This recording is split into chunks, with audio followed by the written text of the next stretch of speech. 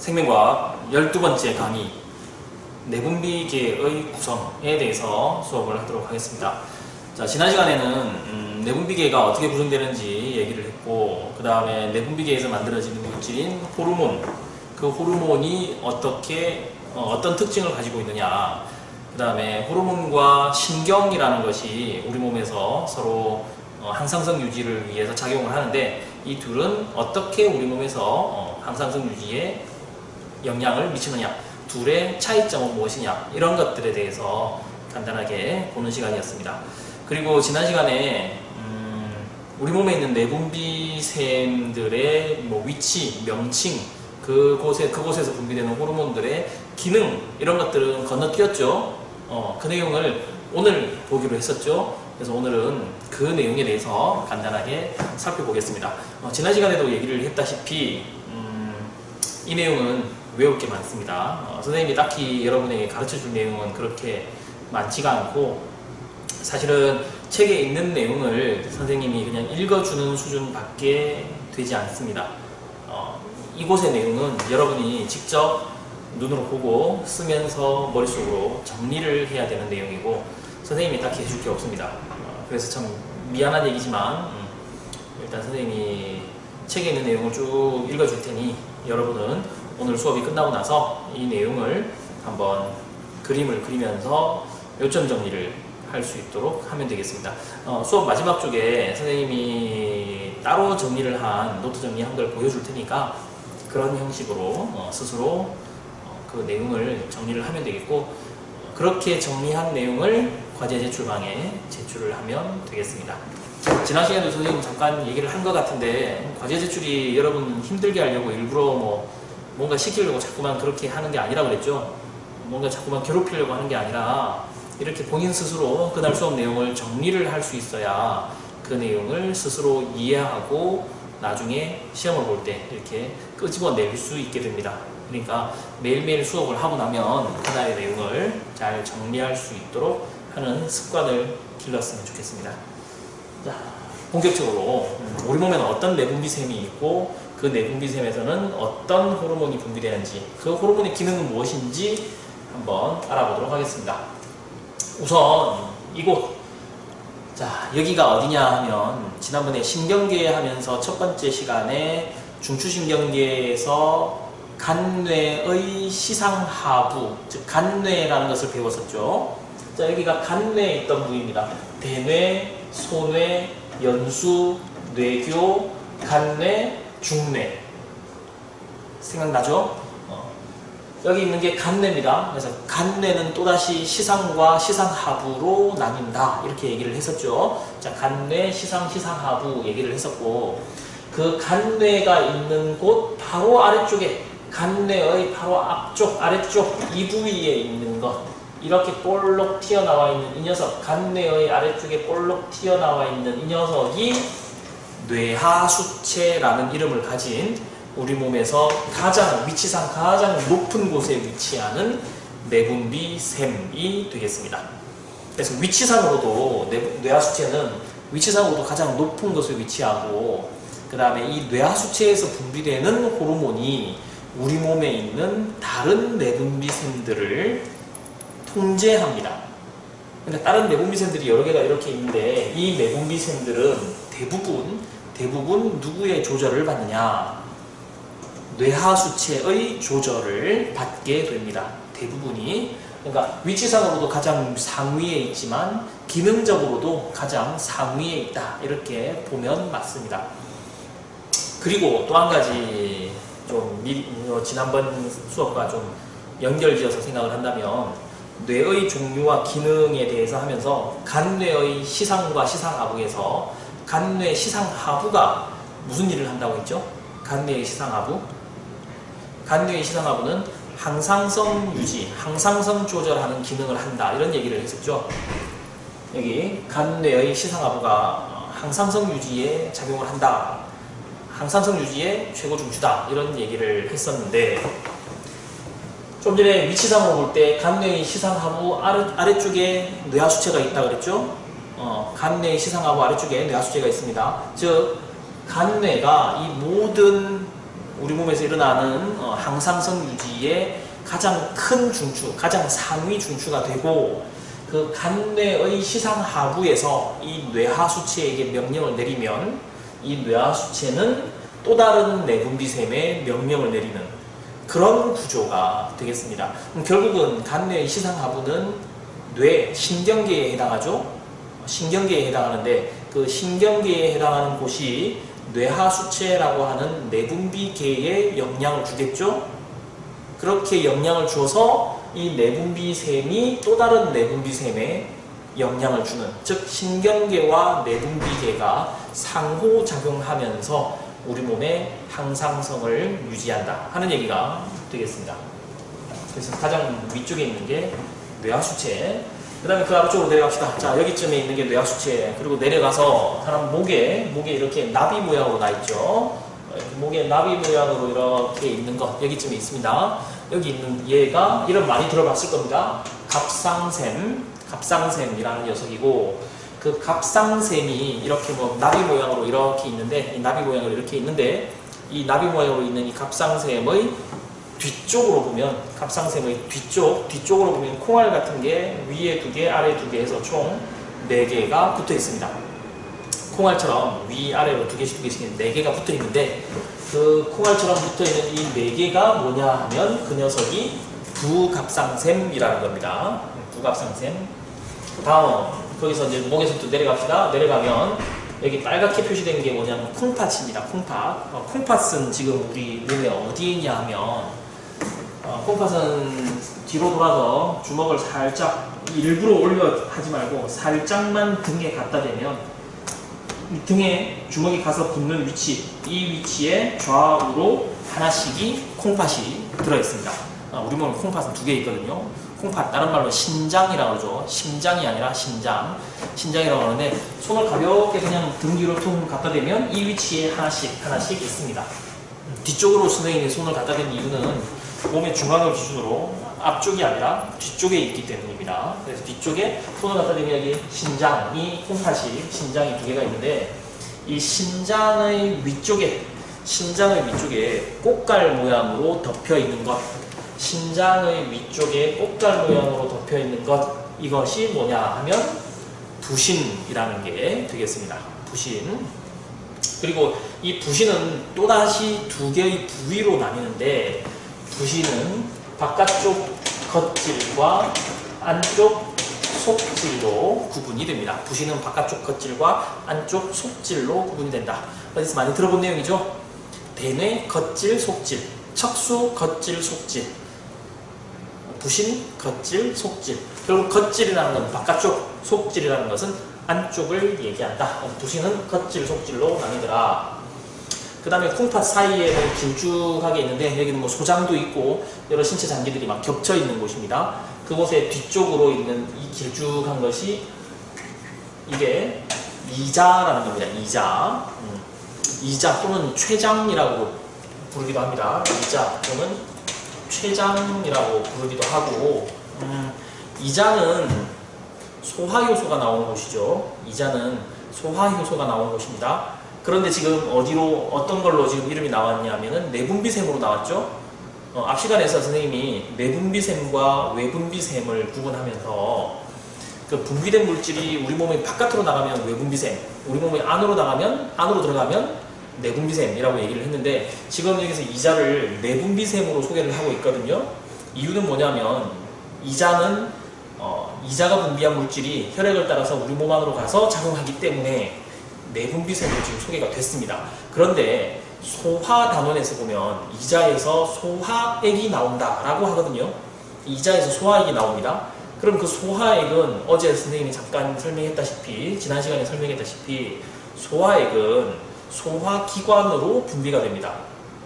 소화기관으로 분비가 된다는 얘기는 몸의 바깥쪽으로 분비가 된다라고 설명을 했었죠. 그러면 이자에서 분비된 소화효소는, 이자에서 나온 소화효소는 몸 바깥으로 나가니까 이자는 외분비샘이네? 근데 왜 내분비샘이 나왔죠? 이자는 호르몬을 분비하는 내분비샘이면서 소화효소를 분비하는 외분비샘입니다. 즉 내분비샘과 외분비샘이 섞여 있는 것이 이자라고 보시면 되겠습니다. 그러니까 어느 한쪽만 기능하는 게 아니라 내분비샘으로서의 기능도 하고 외분비샘으로서의 기능도 하는 것이 이자다. 중요한 녀석이죠, 이게. 이자. 그 다음에 그 아래쪽으로 가면 이제 남자 같은 경우는 남선생식기, 고환 쪽에 정소라는 게 있겠고, 여성 같은 경우는 여성생식기에 난소라는 것이 있겠죠. 자, 이렇게 나타내는 게 우리 몸에 있는 내분비샘을 위치에 따라서 나타낸 그림입니다. 자, 사람의 그림을 갖다 놓고 사람 그림에 뇌하수체, 갑상샘, 부갑상샘 내려와서 부신, 그 다음에 이자, 정소, 난소 몇 개 안 되죠. 사실은 해봐야 뇌하수체, 갑상샘, 부갑상샘, 그 다음 부신, 이자, 정소, 난소 끝. 각각의 위치 알아야 됩니다. 지난 시간에도 계속 얘기하고 있는데 생명과학은 그림을 보면서 위치, 구조 보면서 설명할 수 있어야 됩니다. 이 경우도 마찬가지 내분비샘의 이름을 싹 지우고 기억에 대한 설명으로 오는 것은 니은에서 분비되는 호르몬이 하는 작용은 나올 수 있겠죠. 반드시 위치, 구조 알고 있어야 됩니다. 그림으로 알고 있어야 됩니다. 자, 그러면 이제 우리 몸에 어떤 내분비샘이 있는지 알았고 그 내분비샘에서 어떤 호르몬이 나와서 어떤 기능을 하는지 하나씩 뜯어보도록 하겠습니다.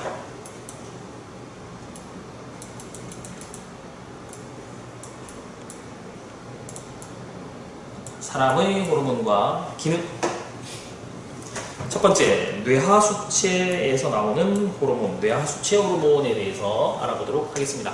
자, 뇌하수체는 앞쪽, 뒤쪽. 자, 얘가 뇌하수체라는 건데, 이 뇌하수체는 앞쪽, 뒤쪽으로 또 구분을 합니다. 그래서 뇌하수체를 앞쪽, 뒤쪽으로 구분을 해서 앞쪽에 있는 것을 전엽이라고 하고, 뒤쪽에 있는 것을 후엽이라고 합니다. 자, 앞쪽에 있는 것을 전엽, 뒤쪽에 있는 것을 후엽이라고 하는데 뇌하수체는 전엽과 후엽으로 구성되어 있고 그럼 뇌하수체 이제 전엽에서 어떤 호르몬이 분비되느냐 뇌하수체 전엽에서는 갑상샘 자극 호르몬 다른 말로 TSH라고 합니다.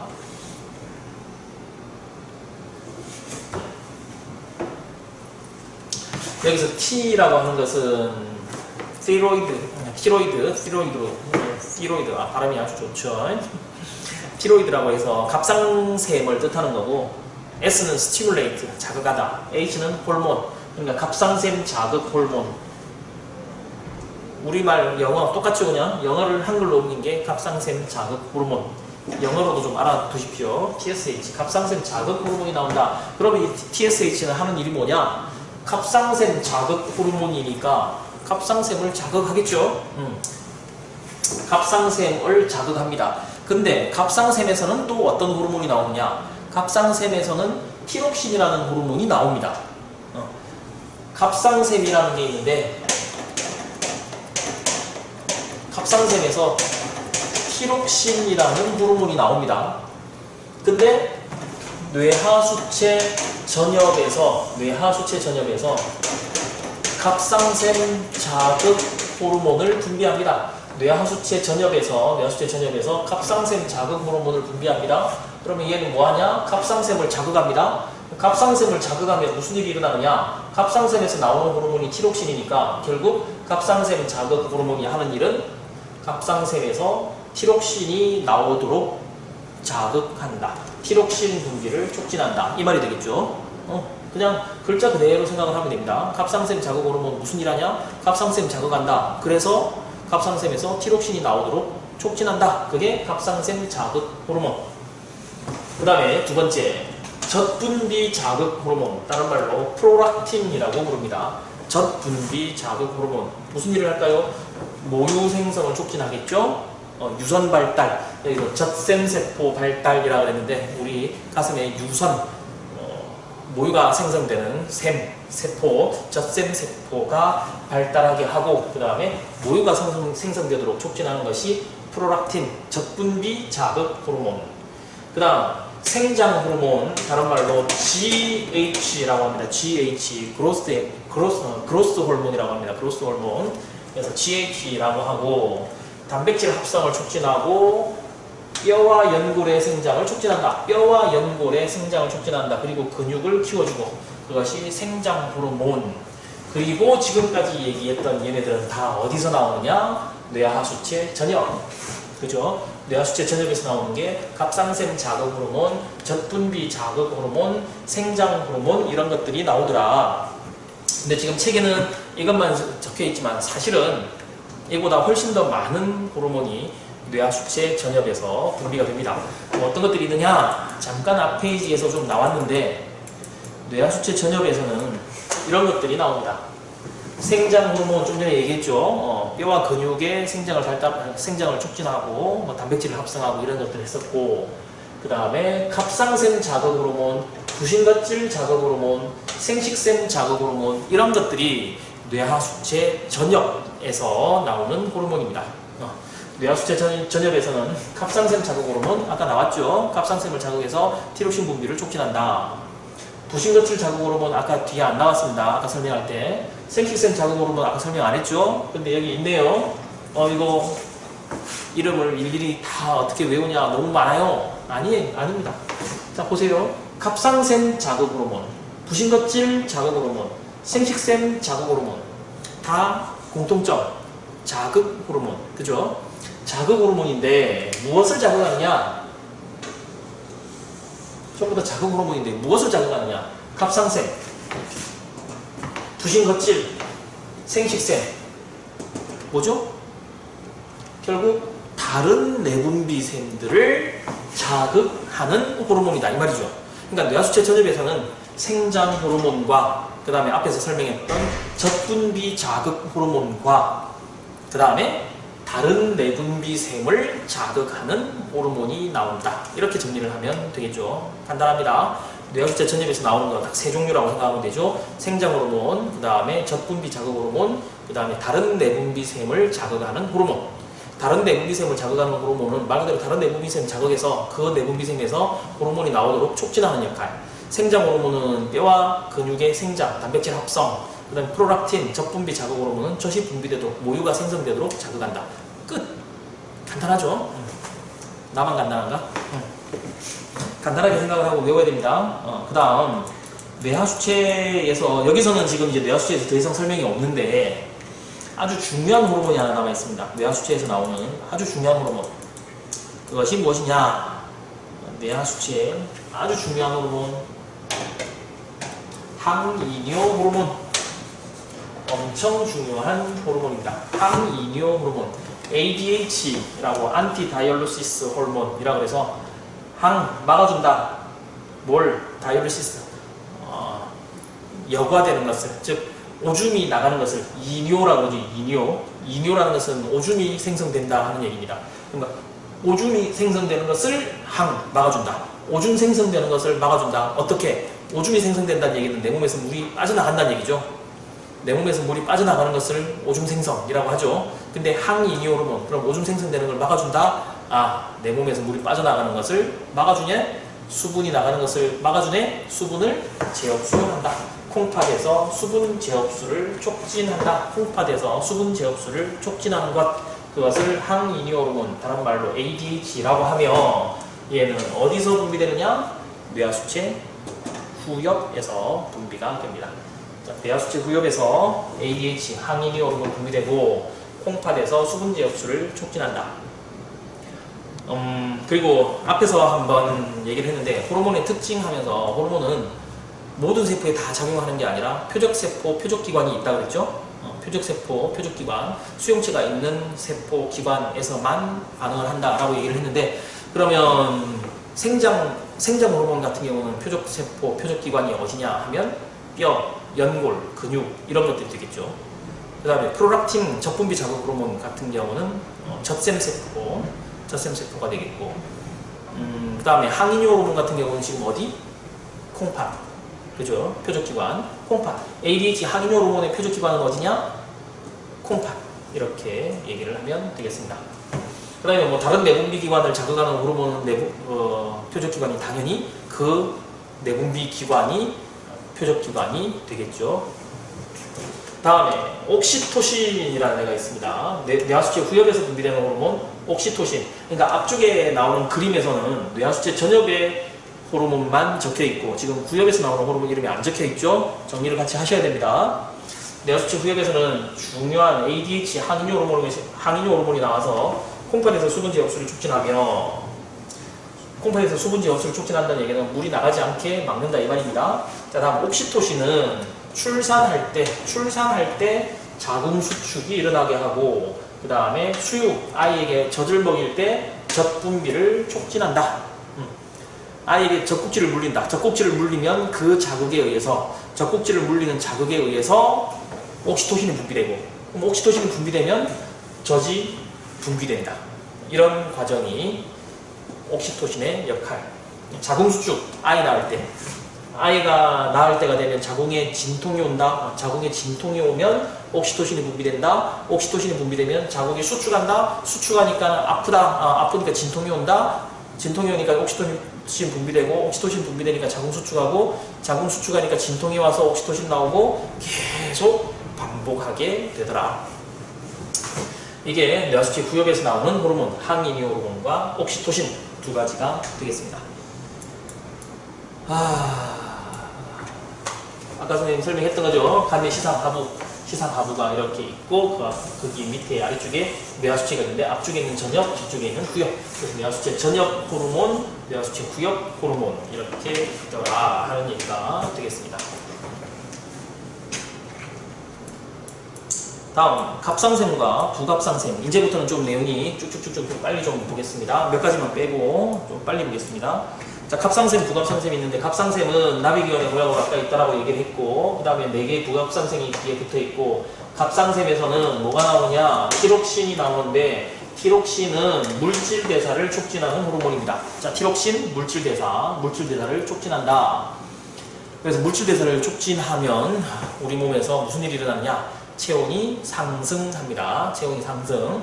여기서 주로 이제 티록신이 하는 일은 물질 대사를 촉진한다 그랬는데, 어떤 물질 대사를 말하느냐 하면 동화, 이화 중에 주로 이화 이런 것들을 촉진한다 라고 보시면 되겠습니다. 그래서 티록신이 분비되면 체온이 상승하더라. 티록신 물질 대사 촉진, 체온 상승 이렇게 연결 지으면 되겠습니다. 그 다음에 칼시토닌이라는 호르몬이 분비되는데, 칼시토닌은 무슨 일을 하느냐? 혈액 속에 있는 칼슘 농도를 낮춰주더라. 혈액 속에 있는 칼슘 농도를 낮추는 칼시토닌이 분비된다. 이게 갑상샘에서 나오는 호르몬입니다. 갑상샘에서는 티록신과 칼시토닌이 나오고, 티록신은 물질대사 촉진해서 체온을 상승시키고, 그 다음에 칼시토닌은 혈액 속의 칼슘 농도를 낮춰주더라. 어떻게 낮춰주느냐? 혈액 속에 있는 칼슘을 뼈나 다른 근육 속으로 집어넣어서 혈액 속에 있는 칼슘 농도를 낮춰준다 하는 얘기가 되겠습니다. 다음 부갑상샘이라고 있다고 했죠. 여기 뒤에 나는 모양이 뒤에 있는 거, 콩알처럼 4개 붙어 있는 거. 부갑상샘에서는 뭐가 나오느냐 하면 파락토르몬이라는 게 나오는데, 이 파락토르몬은 또 무슨 일을 하느냐? 혈액의 칼슘 농도를 높여주는 역할을 한다. 그러면 갑상샘에서 나온 칼시토닌은 혈액 속에 있는 칼슘 농도를 낮춰주고, 부갑상샘에서 나오는 파락토르몬은 혈액 속에 있는 칼슘 농도를 높여주네. 서로 반대되네. 같은 곳에 작용해서 반대되는 일을 하는 것. 뭐라 그랬죠? 이런 거 지난번에 교감 부교감 신경 할 때 기랑작용이라고 얘기했죠. 기랑작용. 그때 교감 신경은 사람을 긴장 상태, 놀람 상태, 당황 상태로 만든다 그랬고, 부교감 신경은 사람을 평온하게 이완 상태로 만든다. 둘은 같은 곳에 반대되는 작용을 한다. 그런 것을 기랑작용이라고 한다 라고 설명을 했죠. 그 다음에 그 전에는 또 언제 처음 나왔느냐 하면 골격근 하면서, 골격근이라는 것은 뼈대에 붙어있는 근육을 골격근이라고 하는데, 골격근은 뼈대에 서로 반대쪽에 붙어서 하나가 수축하면 하나는 이완하고, 나머지 하나가 또 수축하면 하나는 이완한다. 서로 반대로 움직이더라. 골격근의 기랑작용이라고 설명을 했습니다. 자, 그 다음 티록신, 칼시토닌과 파락토르몬은 혈중 농도를 낮춰주고 높여주는 기랑작용을 한다. 이렇게 되겠습니다. 다음 부신으로 들어갑시다. 자, 부신은 앞에서 선생님이 겉질과 속질로 나뉜다고 했죠. 부신은 겉질과 속질로 나뉜다. 그럼 부신 겉질 바깥쪽, 속질 안쪽 되겠습니다. 여기가 이만큼이 부신 속질, 바깥쪽이 겉질. 자, 부신 겉질부터 보겠습니다. 부신 겉질에서는 콩팥에서 나트륨 제흡수를 촉진하는 무기질 코르티코이드라는 호르몬이 나옵니다. 자, 부신 겉질에서는 무기질 코르티코이드라는 호르몬이 나와서 무슨 일을 하느냐? 콩팥에서 나트륨의 제흡수를 촉진한다. 아, 무기질 코르티코이드의 표적기관은 어디다? 콩팥. 뇌하수체 후엽의 ADH, 항이뇨 호르몬의 표적기관 어디다? 콩팥. 똑같네. 그죠? 다음. 무기질 코르티코이드만 나오는 게 아닙니다. 책에는 이것만 설명이 되어 있는데 한 가지가 더 나옵니다. 어떤 게 나오느냐? 당질 코르티코이드. 무기질 코르티코이드는 콩팥에서 나트륨 제흡수를 촉진하는 호르몬이고, 당질 코르티코이드는 뭐냐 하면은 단백질이나 지방을 포도당으로 전환시키는 호르몬. 그러니까 쉽게 얘기해서 당이 아닌 물질을 당이 아닌 물질을 당으로 전환시키는 호르몬, 당질 코르티코이드. 이렇게 하는 것을 당화라고 표현을 하기도 합니다. 당화, 뭐 몰라도 상관은 없고. 그래서 단백질이 아닌 당이 아닌 물질을 당으로 만들더라. 누가? 당질 코르티코이드가. 어디서 나온다? 부신 겉질. 그럼 부신 겉질에서 나오는 것은 누구냐? 코르티코이드. 그렇죠? 부신 겉질에서는 당질 코르티코이드, 무기질 코르티코이드. 그렇죠? 당질 코르티코이드, 무기질 코르티코이드. 이렇게 되겠습니다. 다음, 부신 속질에서는 누가 만들어지느냐? 부신 속질에서는 에피네프린 또는 노르에피네프린이라고 했는데 둘 중에 하나만 기억을 해도 상관없습니다. 얘나 똑같습니다. 그냥 우리가 그냥 일반적으로는 똑같다라고 생각을 하면 되고, 에피네프린을 다른 말로 아드레날린이라고도 합니다. 에피네프린, 아드레날린. 그럼 노르에피네프린은 노르아드레날린. 어차피 섞어서 써도 무방합니다. 우리 책에서는 4개 용어를 섞어서 써도 무방합니다. 그래서 부신 속질에서는 에피네프린, 즉 아드레날린이라는 물질이 분비가 되더라. 얘 뭐 하느냐? 아드레날린이라고도 부른다. 이런 얘기 있었고, 혈당량을 증가시켜줍니다. 부신 속질에서 나오는 에피네프린, 아드레날린은 혈당량을 증가시켜준다. 자, 얘가 하는 역할입니다. 혈당량을 증가시켜준다. 그 다음 이자 봅시다.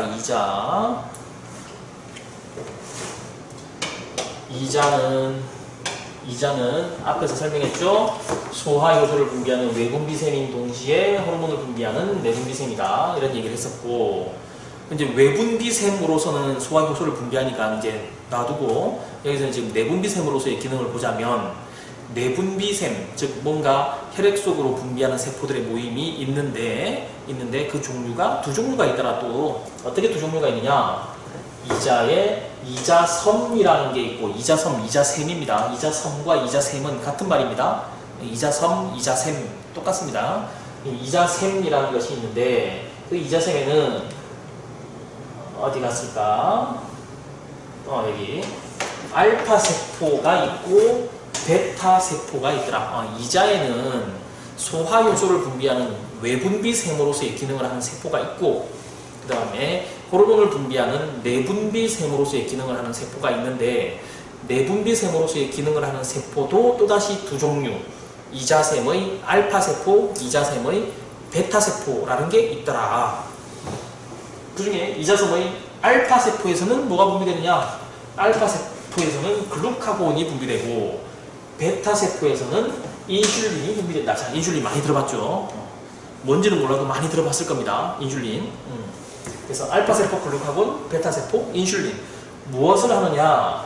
글루카곤은 글리코젠을 분해해서 혈당량을 높입니다. 글리코젠을 분해해서 혈당량을 높인다. 글리코젠을 분해해서 혈당량을 높인다. 당이 늘어났다는 얘기죠. 무슨 당? 포도당. 글리코젠을 분해해서 포도당으로 만드는 게 누구다? 글루카곤. 글루카곤이 이렇게 하는구나. 혈당량을 늘려주는구나. 베타세포에서 인슐린은 뭐하느냐? 포도당을 글리코젠으로 합성한다. 포도당을 글리코젠으로 합성한다. 누가? 인슐린이. 그래서 혈당량을 낮춰준다. 그렇다면 글루카곤과 인슐린의 관계는 무슨 관계? 기량작용. 그죠? 같은 곳에 작용해서 서로 반대되는 작용을 한다. 인슐린과 글루카곤은 서로 기량작용을 한다. 그죠? 교감신경도 마찬가지고, 인슐린, 글루카곤도 마찬가지고, 그 다음에 앞에서 파라토로몬과 칼시토닌도 마찬가지고, 기량작용을 하더라. 그 다음에 여기는 지금 뭐 설명이 안 돼 있는데, 한 가지만 더 추가할게요. 인슐린이 포도당을 글리코젠으로 포도당을 글리코젠으로 분해해서, 포도당을 글리코젠으로 합성해서 혈당량을 낮춰준다 그랬는데, 이것 말고도 한 가지 더 있습니다. 인슐린이 하는 역할 한 가지 더 추가를 하자면, 포도당이 세포 내부에서 소비되는 것을 촉진합니다. 세포 내 포도당 소비를 촉진한다. 세포 안에서 포도당이 소비돼서 없어지는 것을 촉진하는 것이 인슐린이 되겠습니다. 그러니까 인슐린은 포도당을 글리코젠이라는 물질로 합성해서 혈당량을 낮추기도 하고, 그 다음에 거기다 더해서 세포 내부에서 포도당이 소비되도록 촉진한다. 얘를 세포 안으로 집어넣어서 없애버린다는 얘기죠. 그렇게 해서 혈당량을 낮추기도 한다. 이 내용도 중요한 내용이니까 같이 정리할 수 있도록 하겠습니다. 그러면 뭐 포도당이라는 물질은 글리코젠이 되고 글리코젠이 포도당이 된다 그랬는데, 이렇게 글리코젠이라는 물질은 어디에 있을까요? 주로 우리 몸의 어디에? 포도당은 단당류에 해당하고, 그다음 글리코젠은 다당류에 해당한다. 저기 앞에서 했는데 기억 안 나죠? 찾아봐야 됩니다. 자기 노트 정리한 거 다시 찾아보세요. 포도당은 단당류, 글리코젠은 다당류라고 했는데, 이 글리코젠이라고 하는 다당류는 우리 동물에서 주로 어디에서 관찰되느냐? 간에 주로 보이더라. 그리고 근육. 간이 제일 많고 그 다음에 근육. 그럼 결국 인슐린과 글루카곤의 표적기관은 어디? 간. 그죠? 간 또는 근육. 주로 간 되겠습니다.